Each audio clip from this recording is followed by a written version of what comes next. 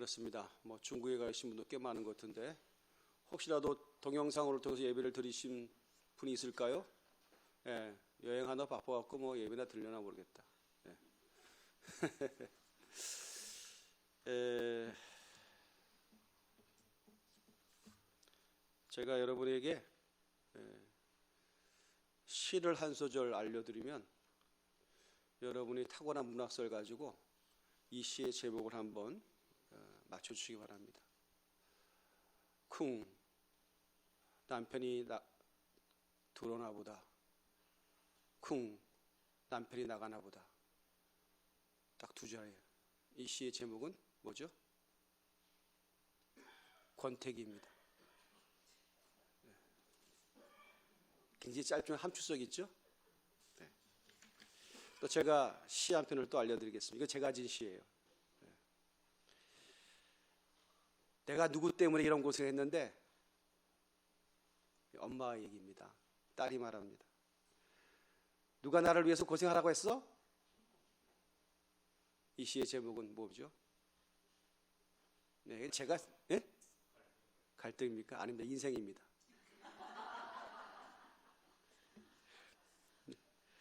네, 물론 흔히 있을 수 있는 인생의 대립인데요. 사랑하는 성도님들이 고생을 한다, 좀 더 의미를 부여하면 고난을 당한다라고 했을 때는 그럴 만한 이유와 명분이 있을 때는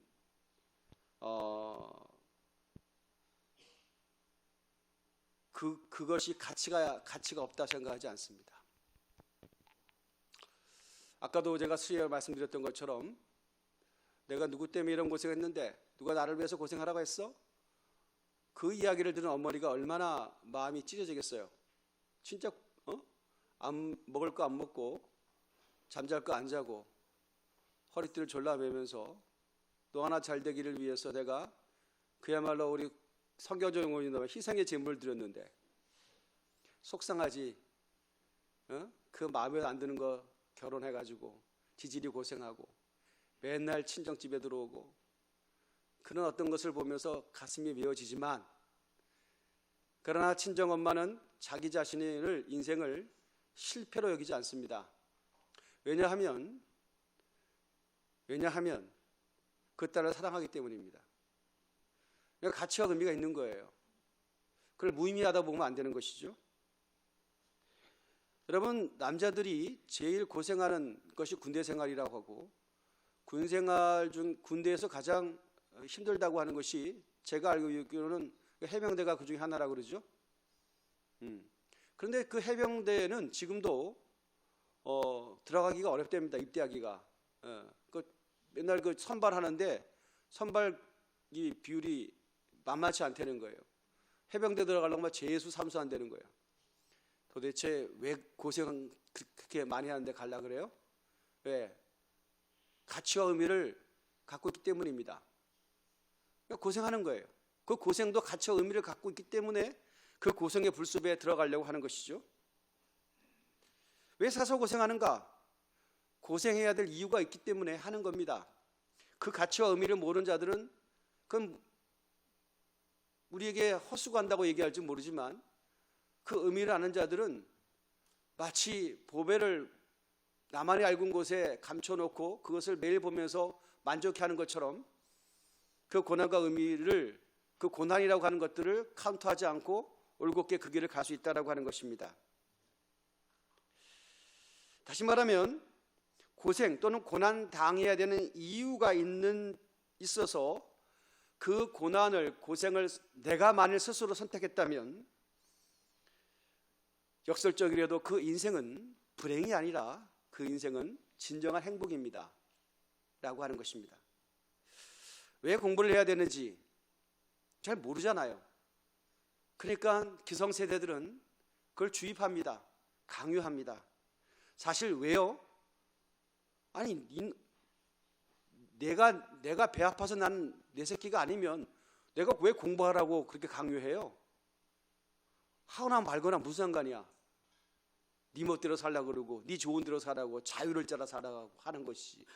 그러니까 한 세대를 살아보니까 가장 인생의 중요한 시간이기 때문에 나는 놓쳤지만 너만큼만 그 인생에 집중해서 지금 이렇게 집중하면 나중에 좋은 시간이 온다라고 하는 것을 알기 때문에 강요하잖아요.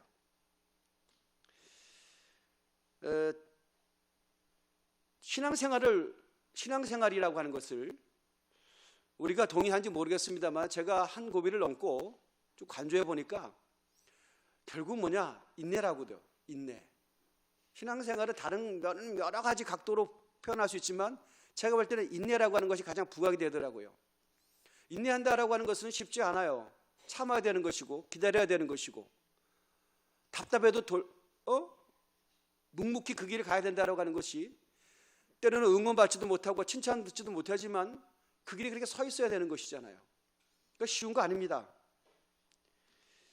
그렇지만 신앙생활의 의미를 혹시라도 모르고 신앙생활을 할 수 있는 자가 있다면 어쩌면 주님께서 그 인생을 사랑하신다고 한다면 제가 보건대는 감히 하나님께서 그 인생에 개입하시기를 원하십니다.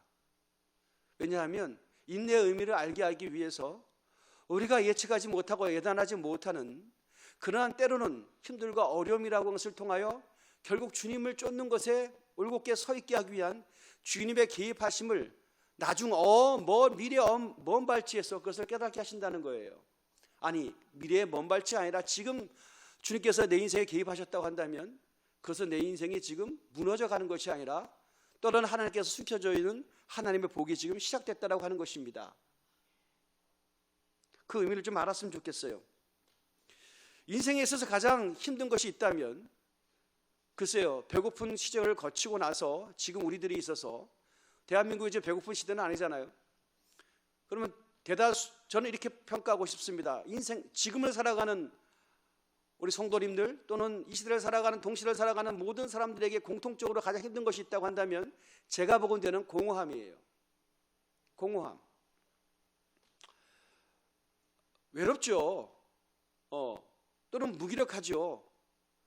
성경적 용어로는 교회적 용어로는 그것이 영적 침체라고도 말할 수 있는데 아무튼 그 공허함이라고 하는 것이 우리를 굉장히 힘들게 합니다.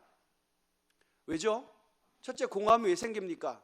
목표를 상실해버리고 즉 목적 없는 삶이 될 때 우리 공허해집니다. 공허해져요. 두 번째는 목표를 이룬 것 같은데 자 목표를 이뤘어요 인생에. 그 다음에 찾아오는 것이 뭔지 아십니까? 공허함입니다. 그래서 넘어져가는 사람들이 보면 막 목표를 향해서 맹진하는 사람은 대체적으로 안 넘어져요. 안 넘어집니다. 목표가 분명한 사람들은요 그것을 이루어야 되는 어떤 당위성이 있어요. 그래서 그거 치고 나갑니다. 잠도 안 잘 수도 있고 배고파도 배고픔을 뛰어넘어갈 수도 있어요. 근데 혹이라도 만일 그 단계에 자기가 설정해놓은 어떤 단계에 갔을 때 제가 보건대는 많은 사람들이 넘어지더라고요. 왜? 허탈 허무가 몰려온대요. 여러분이 그것을 동의하든 동의하지 않든 저는 그렇게 이해하고 있습니다. 여러분 제가 만든 용어입니다. 뭔지 있습니까? 연극 종료 증후군입니다. 제가 만든 용어예요. 예전에 제가 고시적에 들었던 음악 중에 하나가 뭐냐면 연극이 끝나고 난 뒤라고 합니다. 그런 노래가 있었어요. 연극이 끝나고 난 뒤 나 혼자 객석에 앉아 그런 노래가 있죠. 내가 같이 부를 수는 없어요.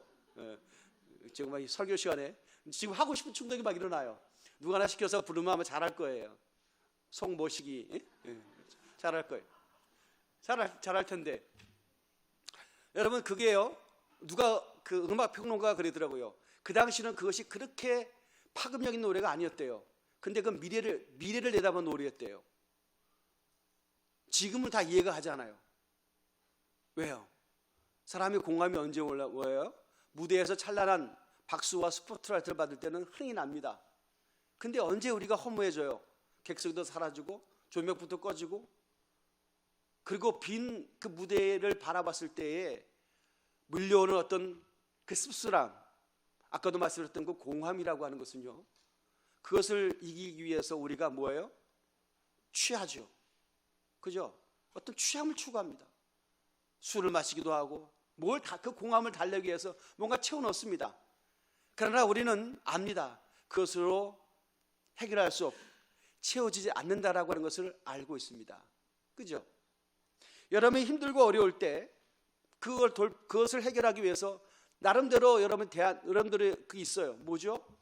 친구를 만납니다. 예, 좋아요. 여행도 할 수 있어요.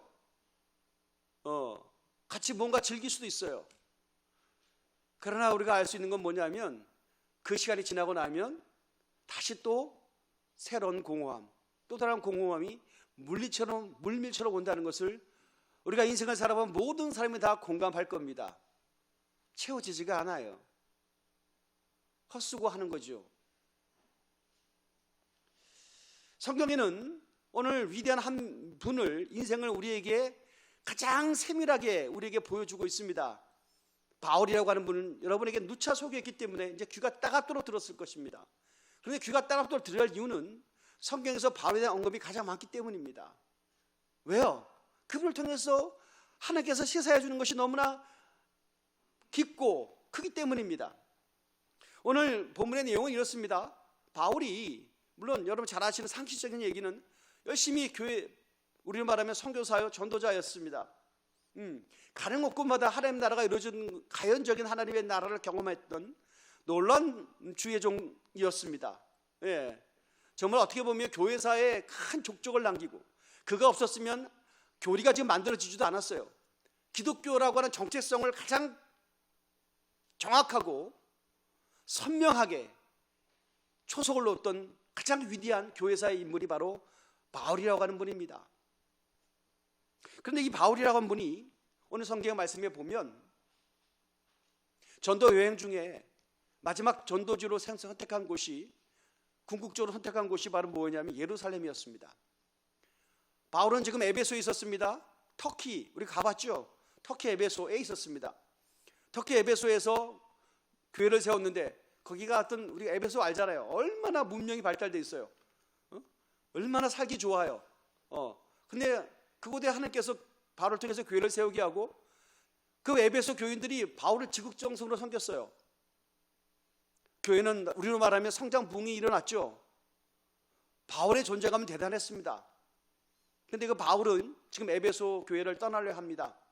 그리고 지금 이별하는 장면이에요. 배를 타고 지금 어디로 가요? 예루살렘으로 좀 가려 하는 거죠. 바울을 위해서, 바울을 진정한 지도자로 섬기면서 여러분 영적으로 굉장히 바울의 중보기도를 많이 했겠죠. 그 중에 영적으로 탁월한 사람들이 많이 있었어요. 그래서 기도의 제목들을, 기도의 응답들을 바울에게 알려줍니다. 선생님 가면 안 돼요. 우리가 좋아서 여기 같이 살아요가 아니라, 만일 선생님이 가는 그 예루살렘을 강행하신다면 그곳에는 생명을 걸어야 되고, 심지어 생명을 보장할 수 없어요 라고 하는 영적 사인을 한두 명 받은 것이 아닙니다. 바울 자신도 예감을 했습니다. 내가 여기 가면 내 인생이 거기서 끝날 수 있다라고 하는 것을 알았습니다. 그런데 바울은 좀 가려 한다는 것이에요. 왜죠? 자, 여기에 우리 퀘스천 마크가 있는 겁니다. 우리가 생각하는 예수를 믿고 복받는다라고 하는 일반적인 어떤 기준에서 보면 그렇게 가면 안 되는 거예요. 우리는 예수 믿고 복받아야 하나님의 살아계심을 증명하는 거 아니에요. 여러분이 잘 살아야 복음이 증거되는 거 아니에요. 여러분의 그리스도인들의 사업이 잘 돼야 되잖아요. 그리스도인의 가정이 평탄해야 되고 행복해야 되잖아요. 그 중에 가족 성원 하나가 누가 빠지면 안 되잖아요. 저도 동의하고 여러분도 동의합니다. 이거는요, 누구 하나 이거 아니라고 얘기할 수가 없어요. 만일 바울의 어떤 고집이 정말 가장 위대한 어떤 그리스도인들이 가야 될 길이라고 한다면 많은 사람이 지금 다 실망할 거예요. 아니, 실망은 속으로 하지 겉으로는 얘기하지 못해도 아마도 교회 나오기가 굉장히 부담스러울 겁니다. 예수 믿고 뭔가 좀 성업이 이루어져야지. 내 생명을 내놓는 것이 복음이야? 그 하나님 믿는 마지막 목표야? 그럴 거라면 나는 신앙생활 안 하는 거지. 종교를 끌어가는 어떤 특단의 어떤 대표자들이 그래 순교로서 죽음을 주고 있어서 그 종교를 끌어갈 수 있어도 대다수의 그 종교에 추종하는 많은 사람들조차 바울의 그 생명을 내놓는 것이 모델이라고 한다면 동의하기가 어려워요. 그래서는 안 되는 것이고요. 그런데 한번 성경은 이 이야기를 지금 우리에게 계속 고집스럽게 보여주고 있는 거예요. 왜 그런다는 거죠. 바울은 도대체 왜 그래야 되는 거예요? 왜 그래야 되는 거예요? 자, 그러면 바울의 목표가 뭐예요?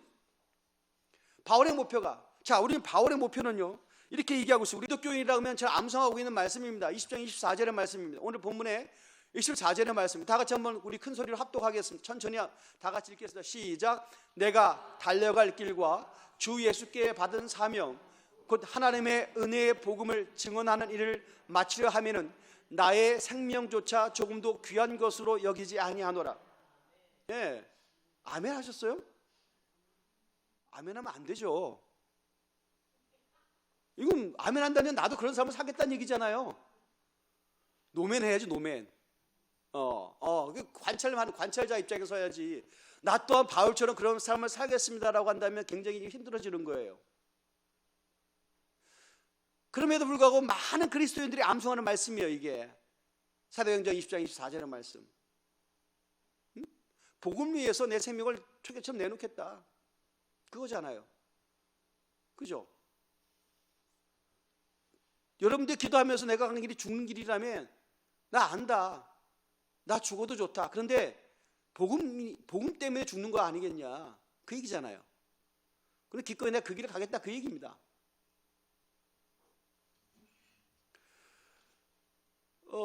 이게 굉장히 어렵다는 얘기는 뭐냐면, 그럼 도대체 바울의 목표가 뭐였냐는 거예요. 자, 바울의 목표가 뭐였죠? 우리가 생각할 때 바울은 전도자였으니까 많은 영혼을 구원하는 것이 그 인생의 목표였죠. 또 선교사였으니까 내 나라를 떠나서 이방인들에게 복음을 전해서 그곳에 하나님 나라를 만드는 거, 그 선교사의 가장 위대한 덕목 중에 하나잖아요.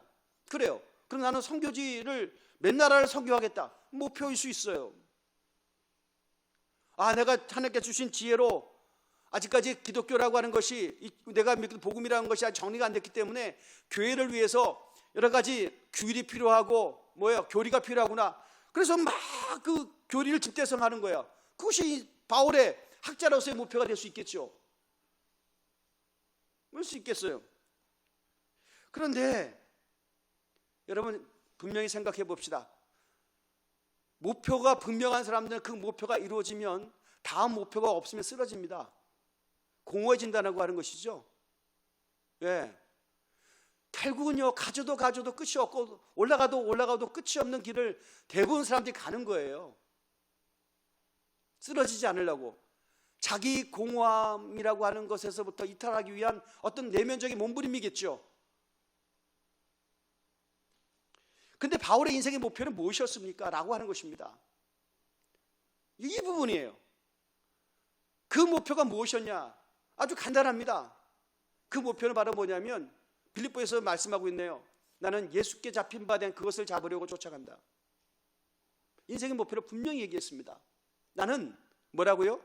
예수께 사로잡힌 바 된 그것, 예수님께 잡혀 있는 것, 그것이 목표다. 그것을 위해 쫓아간다 그랬어요. 이거 굉장히 궁극적이고 어떻게 보면 이게 뭔지 잘 모르겠어요. 예수께 잡혀 있는 것이 목표래. 인생의 목적이래. 내가 어떤 일을 성취해내는 것이 눈에 보여주고 가연적이고 모든 사람이 인정해내는 결과물을 만들어내는 것, 대부분의 사람들이 다 그게 종속돼 있잖아요. 그죠? 그게 다 종속돼 있잖아요. 그런데 뭐예요? 예수께 잡힌 바 된 그것이에요. 오늘 바울이 예루살렘을 가야 되는 이유는 나를 지배하고는 그분이 가라는 거예요. 다시 좀 다른 표현으로 말하면 성령께서 바울로 하여금 예루살렘으로 가라라고 하는 거예요. 그래서 타협하지도 않고 누구에게 물어보지도 않고 결정하고 가는 거예요. 그런데 또 다른 사람들은, 응답받았다는 사람들은, 기도한다는 사람들은 가지 말래. 그게 고난이 있으니까. 이 두 가지 상축 속에서 바울은 뭐예요? 나는 예수께 사로잡힌 것이 목표였기 때문에 그 목표를 이루게 간다. 그게 바로 뭐예요? 예수님이 가라고 하는 거예요. 가는 거예요. 그 이상도 그 이하도 아니었다라고 하는 것입니다. 제가 처음으로 돌아가서 읽었던 시를 다시 한번 알려드리겠습니다. 이건 뭐 제가 쓴 시인데 이거 굉장히 웃기네요. 내가 누구 때문에 이 고생을 하는데 누가 나를 위해서 고생하라 그랬어? 라고 하는 그 시를 다시 한번 상기시켜 드립니다. 딸이 커서 그 어머니 나이가 되고 지도 엄마가 되고 딸을 낳고 자기 닮은 딸을 낳게 되면서부터 어머니의 또는 아버지의 고생, 고난을 이해합니다. 그 전까지는 모르죠. 동의 안 한 거 보니까 여러분 딴 세계 사시는 분들인 것 같아요. 그 전까지는 모릅니다. 여러분, 성장과 성숙이 무엇입니까? 신앙에 있어서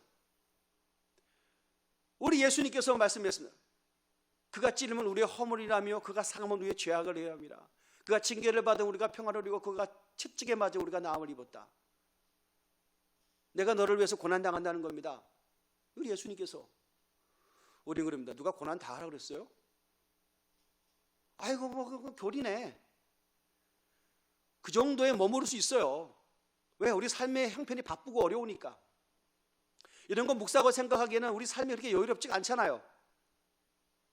당장 우리가 주일 끝나고 일상으로 돌아가서 정말 우리가 치열하게 싸워야 되는 삶의 현장이라고 하는 것이 세상 사람들이 말하는 종교적인 어떤 묵상을 하기에는 우리가 지금 너무 버겁잖아요. 그러면서 차일피일 미루고 나서 지금까지 온 거예요. 예수님의 고난을 생각하고 묵상하기에는 너무 우리가 여유가 없다라고 하는 것 때문에 구차한 변명으로 지금까지 살아왔어요. 그런데 어느 시점에 주님께서 우리로 하여금 깨닫게 하십니다. 정말 주님께서 왜 나를 위해서 고난 당하셨지? 당했다는데 고난 안 당할 수도 있잖아. 고난 안 당하고 복 줄 수도 있잖아. 주님께서 십자가에 못 박혀 죽었는데 그래. 예수는 십자가에 못 박혀 죽으신 분이래. 그거 알아. 그런데 꼭 그래야 내가 구원받는 거야? 뭐 그렇다니까. 그래야 죄사함 받는데. 그래 동의. 부정하지 않으니까 동의라고 칩시다. 그 정도의 회색지대에서 우리는 너무 오랫동안 머물렀던 거예요. 그런데 어느 날 그것이 나에게 너무나 큰 무게로 다가오기 시작하는 거예요. 예수님께서 정말 나를 위해서 죽으셨어? 이 사건이 이것이 그들의 이야기였고 너의 이야기였잖아요. 그들의 간증이었잖아요. 그런데 어느 날 그것이 내 사건으로 되기 시작할 때가 옵니다. 왜?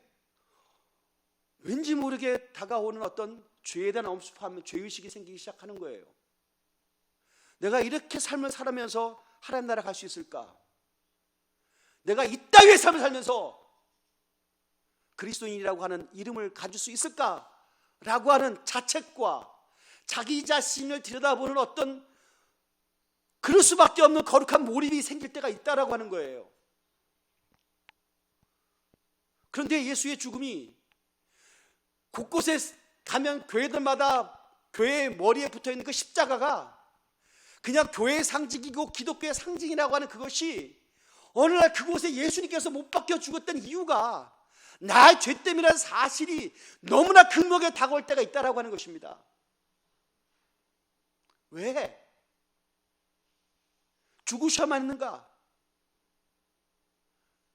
그 죄를 위하여 죄값을 치르한 죽음이 없다면 내 죄가 씻어질 수 없다는 사실, 그리고 내가 그것을 어찌할 수 없어 믿음으로 받아들이고 예수님 감사합니다 라고 하는 고백이 진실한 인격적 고백이 되었을 때 그때부터 우리가 뭐가 일어나기 시작하는 거예요? 성숙과 변화가 일어나기 시작한다라고 하는 겁니다. 다시 말하면 신앙의 철이 들기 시작한다라고 하는 거예요. 그리스도의 고난이 문학적이고 종교적이고 교리적인 영역이 아니라 실제적인 사건으로 나에게 들어오기 시작함부터 그리스도를 위해 산다는 것이 무엇인가가 생각되기 시작하는 거예요. 고난 중간 아무리 얘기해본들 여러분은 귓줄로 듣잖아요. 왜? 나를 위해서 누가 돌아가시라 그랬어? 고난이 뭔데? 그 정도예요. 고난 주간을 묵상하며 우리가 한번 주님의 고난에 동참해 봅시다. 귓전으로 듣잖아요. 귓전으로. 그게 뭔데? 죄송합니다. 그러고 나서 구원이 있을까요? 그런 자들에게?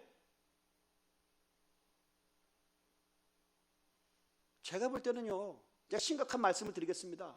다시 한번 생각해 보세요. 이 예수의 십자가의 의미가 나한테 인격적으로 와닿지 않은 이상은 아직까지 우리는 먼 발치 있는 거예요. 내게 아니에요. 그냥 그들의 얘기예요. 그들의 얘기. 그들의 얘기를 그냥 듣고 있는 거예요. 그냥 그들의 얘기. 그들의 얘기 속에 감동이 있을까요? 여러분, 사랑하는 성도님들이 누군가 어떤 나와가지고 자기 얘기를 할 때, 여러분 죄송합니다. 제 나이에 있는 분들이, 남자들은 여성 호르몬이 나온다고 하는 그 이유 때문에 뭐만 보면 자꾸 눈물이 주르르 흐르는 분이 의외로 많죠. 우리 남성분들. 이제는 안 그런데 내가 왜 그럴까? 계속, 그죠? 왜 그러죠? 왜? 뭐 여성 호르몬 때문이라고도 이게 합디다. 그런데 생각을 해보면 뭐예요? 그들의 인생이, 그들이 얘기하는 것이 내 얘기, 내 삶 속에 접촉이 되기 때문에 그런 거잖아요. 공감이 되기 때문에 감정이입이 되는 거잖아요. 여러분, 한편의 드라마를 봐도 눈물 찔끔찔끔 짜는데, 그리스도께서 나를 위해서 십자가에 못 박혀 죽었다는데 감동도 없어요. 왜 그러니 하는 거예요? 여러분, 이것처럼 넌센스가 어디 있습니까? 이것처럼 웃긴 코미디가 어디냐고요? 그런데도 우리가 구원받았대. 천만의 말씀입니다. 뭐가 구원이에요, 그게? 그냥 구경한 거지. 그냥 구경꾼이잖아요, 구경꾼. 그냥 종교행위로 구경하는 거예요. 어떤 단체에 개입하면 좀 뭐 인정도 해주고 자격증도 주고, 아, 우리가 커뮤니티 회원이 된 거예요. 여러분, 신자가 그런 것입니까? 성도가 그런 것입니까? 그건 아니잖아요.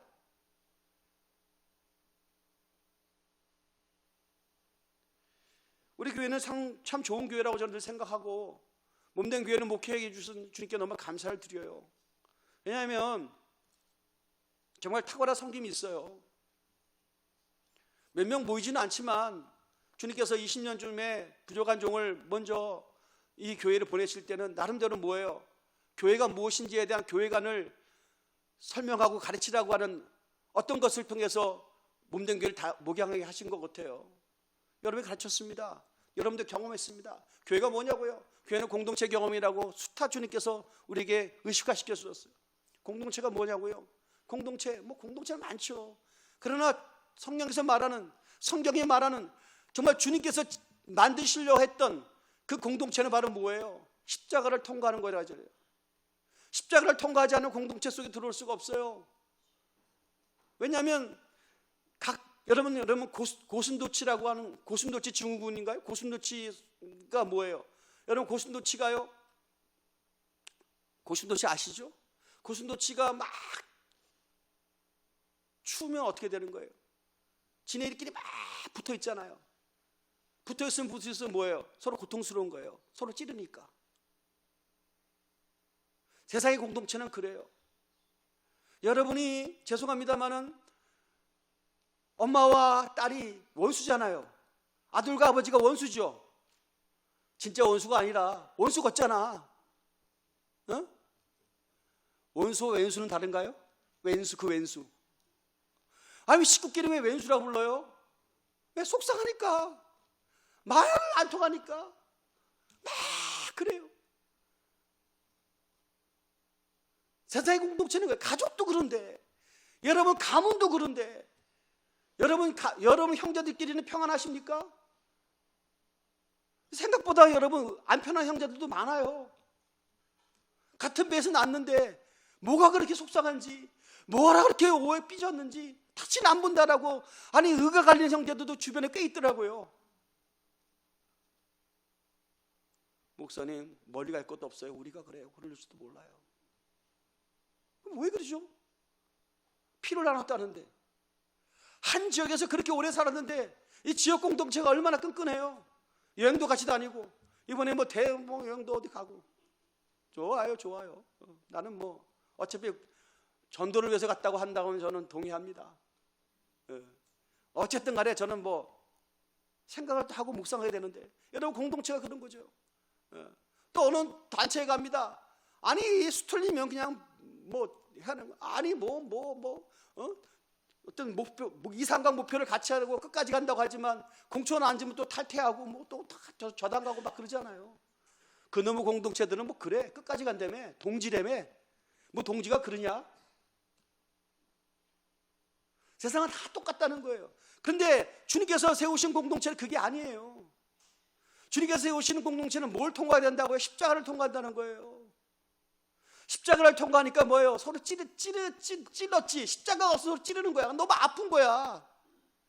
너 좀 없어졌으면 좋겠다는 거지. 속상하니까. 가까워지면 가까워질수록 아픔인 거지. 그래서 불가근 불가원이지. 너무 멀어서도 한다고 너무 가까워서도 안 되지. 그죠? 근데 우리가 정말 주님께 성령 안에서 공동체는 뭐예요? 너무 가까워요. 영적으로. 그게 주님께 세우신 공동체. 어떻게 가능하죠? 십자가를 통과하니까, 서로 죽으니까. 아멘. 예수에 달린 십자가에 나 또한 죽으니까 허물도 덮고 약점도 이해하고 덮어주고 다 덮고 가는 거잖아요. 천국 가는 그날까지 끝까지 항구하고 기도만 하고 가는 거잖아요. 할렐루야. 여러분, 이게 교회입니다. 이 교회예요. 그래서 이 교회는 급작스럽게 성장할 수도 있고 너무 더디게 갈 수도 있어요. 이 가치와 의미를 알기까지는 기다려줘야 되니까. 사랑하는 성도님들, 오늘 몸된 교회는 주님께서 세우신 그 교회인 것을 믿고 달려갈 때에 여러분 좀 생각을 해봅니다. 여러분, 고난이 옵니까? 인간관계 때문에 아픔을 당합니까? 세상은 그래요. 그러나 교회에 와서 세상의 그 아픔과 그 연약함이 그대로 연장전이 아니라 여기에 오면 주님 안에서 해답을 얻어요. 위를 얻어요. 다시 회복함으로 거룩한 능력이 재생산되어요. 주님께서 기도하면 기도할수록, 목회하면 목회할수록 그런 교회에 대한 그리움과 그런 교회가 되어야 되는 영적 당위가 부족한 종을 무릎 꿇게 만들고 하나님의 뜻을 바라보게 만들고 있습니다. 저도 속상해 죽겠죠. 어떻게 중재직들이 주의를 안 지켜요? 나는 이해할 수 없었어요. 제가 배운 신앙은 그랬다는 거예요. 근데 목회를 해보니까 그럴 수 있더라고요. 아니 뭐 그럴 수 있지. 어떻게 할 거였어요? 그걸 제가 야단치면 되겠어요? 뭐 안 돼요. 때가 되면 알게 돼요. 그리스도의 고난에 진짜 우리가 동참하게 되면, 그리스도의 고난에 정말 구구절절 의미가 깨닫게 되어지면요, 예배가 선택적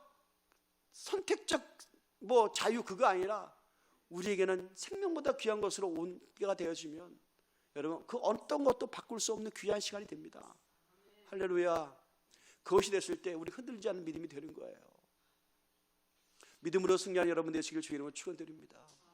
할렐루야. 할렐루야. 새벽 시간부터 여러분 구구절절 하나님의 말씀을 일주일 동안 들었어요. 짧은 시간에 임팩트 있게 듣고 또 얼마나 힘들겠어요. 늘 노상 새벽기도 하는 분들은 체질이지만 그 안 되신 분들이 한다라고 하는 것은요, 진짜 우리가 유격 훈련보다 더 힘든 거예요. 이거 왜 하나 싶고요. 뭔가 몸이 너무 힘드니까 마음도 힘들고 빨리빨리 부활이 되라, 부활절이 와라 기다리고 있잖아요. 할렐루야. 그 고난, 이 육신적 고난에서 탈피, 이것도 우리가 뭐예요? 고난을 선택한 거예요. 할렐루야. 그깟 거 못하겠습니까? 아니, 주님은 나를 위해서 십자가 지시고 목숨까지 내어주었는데 그깟 거 새벽기도 못한다는 건 말이 안 돼요. 여러분, 그 말이 안 됩니다. 어떤 것 갖고 설명하려 하지 마세요. 구차한 거예요. 나는 그렇게 믿습니다. 한 주 남은 여러분 고난에 여러분 동참하시고요, 예배 공동체 속에 들어오시고 십자가 공동체에 들어오시고 은혜와 능력을 경험함으로 말미암아 하나님 나라를 비상하는 믿음이 다 되시기를, 믿음의 소유자가 되시기를 예수 이름으로 축원드립니다. 우리 한번 기도를 합니다. 주님, 나는 죽겠습니다. 주님께서 나를 위해 십자가